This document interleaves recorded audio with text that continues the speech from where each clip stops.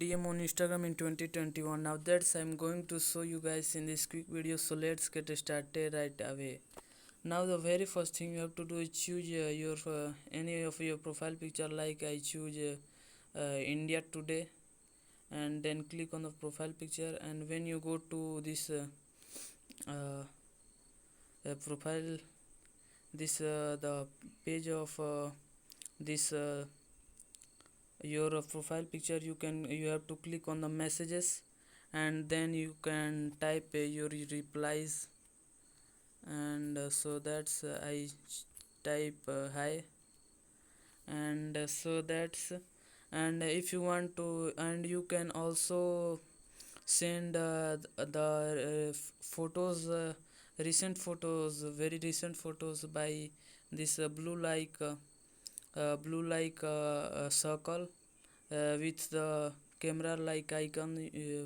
By typing on this, you can send the recent photos like it's and in the left and in the here you can see the voice like a voice like icon. You in the by this you can send the voice messages, and in near the voice section in the left side of in the right side of voice section, you can see the this box like a structure, box like icon. By this you can send the uh, photos which is in your galleries.